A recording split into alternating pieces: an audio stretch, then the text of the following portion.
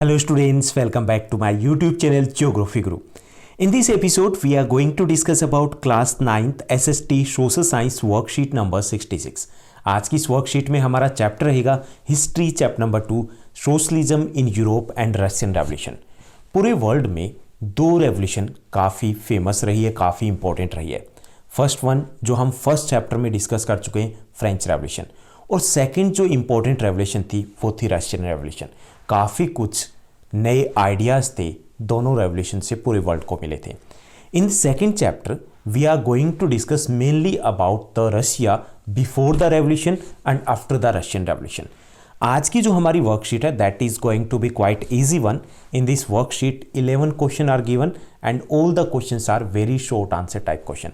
तो total 11 question दिए गए, सभी very short answer type question रहेंगे। Let's begin. As it is visible on your screen, this is our worksheet number 66, subject SST Social Science and date 17th of December 2020.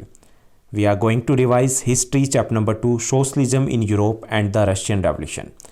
Here total 11 questions are given in this worksheet and we are going to begin with first question. Who were Jadidis? पहला जो हमारा question है, जदीदीज कौन थे? So the Jadidis were Muslim religious reformers in the Russian Empire. Russian empire में ये मुस्लिम religious reformers थे जो इस्लाम को मॉडर्नाइज करना चाहते थे। Now let's move to the second question जो दिया गया है। International women's day is celebrated on which day? International women's day है, महिला दिवस की बात की जा रही है, सबको पता होगा। International women's day is celebrated on 8th मार्च। 8 मार्च को ये सेलिब्रेट किया जाता है। देन द थर्ड क्वेश्चन जो दिया गया है, फिल इन द ब्लैंक्स। यहाँ पे हमारा फर्स्ट जो पार्ट रहेगा, लार्ज फार्मर्स इन रशिया व कोल्ड, उनको कुलक्स कहा जाता था। सो कुलक यहाँ पे आंसर रहेगा। Fourth question fill in the blanks है, ये भी हमारा यहाँ पे दिया गया, the name of the elected consultative parliament in Russia formed in 1905 was Duma. तो 1905 में एक और रेवोल्यूशन होती है रशिया में, and after that revolution tsar allowed to form और क्रिएट अ पार्लियामेंट। एक पार्लियामेंट है, उसको क्रिएट करने के लिए परमिशन मिल जाती है और उस पार्लियामेंट का नाम था Duma. Now let's move to fifth question. Write one sentence about the given word. हमें एक वर्ड दिया गया है, उसके बारे में हमें एक सेंटेंस लिखना है।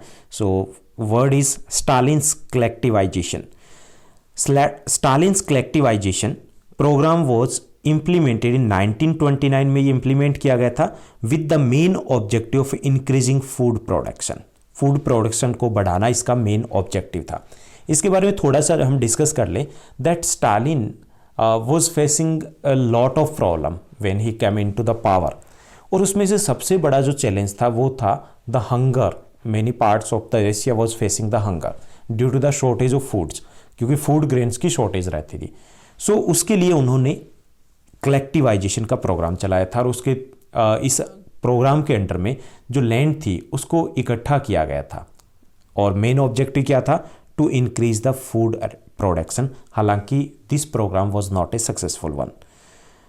उसके बाद सिक्स्थ क्वेश्चन दिया गया, again we need to write a sentence about the given word. एक वर्ड दिया गया है लिबरल्स, उसके बारे में एक सेंटेंस लिखना है हमें।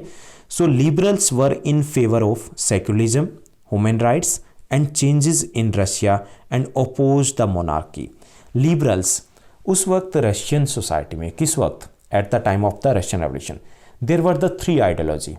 लिबरल्स थे मेन जो थे, इसके साथ साथ रेडिकल्स थे और ऑर्थोडॉक्स थे। ऑर्थोडॉक्स थे जो लकीर के फकीर थे, दे डिडंट वांट चेंज, जो मोनार्की ही चाहते थे। Liberals they wanted change, gradual change, and radicals they wanted quick change, कि तुरंत ही बदलाव होना चाहिए। तो लिबरल्स क्या थे? They were in the favour of secularism, means they were in the favor that all the religions should get equal respect in the country, and they were in the favor of human rights के favour में थे, and changes in Russia वो चाहते थे कि Russia में change होने चाहिए, and they were not in the favor of monarchy, monarchy के वो अगेंस्ट थे। Now let's move to the next question। Seventh हमें बताना कि whether this statement is true और false.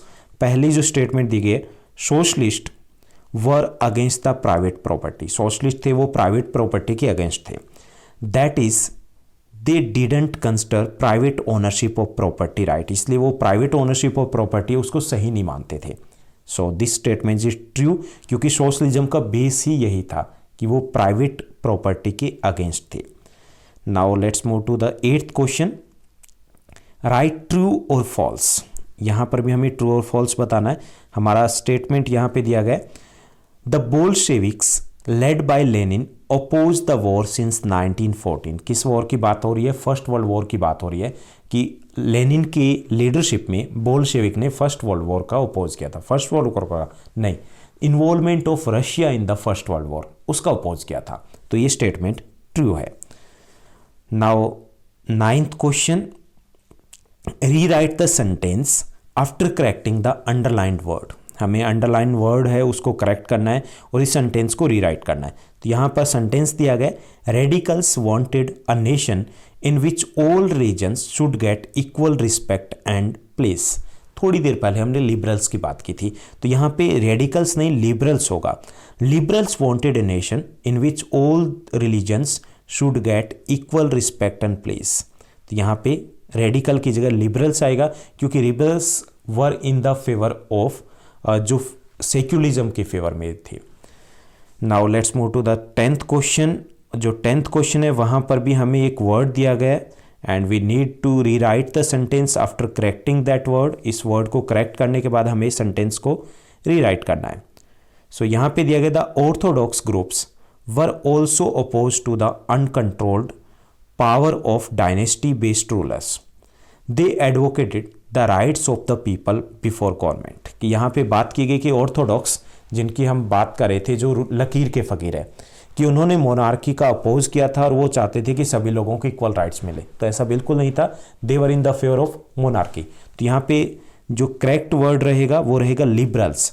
Liberals were also oppose to the uncontrolled power of dynasty based rulers, यानी monarchy के against थे, and they advocated the rights of the people before government, और वो लोगों के ह्यूमन राइट्स के favour में थे। So that was our 10th question. Now let's move to the 11th question. 11th question दिया गया, एन असर्शन, एक स्टेटमेंट दिया गया ए एंड रीजन आर दिया गया, हमें करेक्ट ऑप्शन है वो चूज करना है। सो यहाँ पे असर्शन स्टेटमेंट दिया गया, the tsar allowed the creation of Duma in 1905। 1905 में जार ने परमिशन दी थी कि ड्यूमा, जो वहाँ की पार्लियामेंट थी, उसकी क्रिएशन की। तो दैट इज ट्रू। यहाँ पे उसका रीज़न दिया गया, he didn't want any reduction in his power. वो अपनी पावर में किसी टाइप की रिडक्शन नहीं चाहता था। स्टेटमेंट इज ट्रू, ये भी ट्रू है, लेकिन this is not the correct explanation. लेकिन इसकी एक्सप्लेनेशन ये है, तो हमारा आंसर रहेगा B. Both A and R correct, but R is not the correct explanation of A. तो ये हमारी थी वर्कशीट, काफ़ी इजी थी। आज का एक क्वेश्चन आपके लिए रहेगा, हमने यहाँ पे जार की बात की है, jar eight the time of Russian revolution. जैसे हम अपने देश में सम्राट बोलते हैं, राजा बोलते हैं, किंग बोलते हैं, वहाँ पर जार कहा जाता है। आपको बताना है who was the jar eight the time of the Russian revolution, उसका नाम बताना है। ओके, कमेंट करके ज़रूर बताइएगा। आई होप आज आपके सारे डाउट्स है वो क्लियर हो गए होंगे, वर्कशीट आपको ठीक से समझ में आई होगी। अगर आपको ये वीडियो अच्छी लगी है तो इस वीडियो को लाइक और शेयर करना मत भूलिएगा। Thank you, bye bye, have a nice day.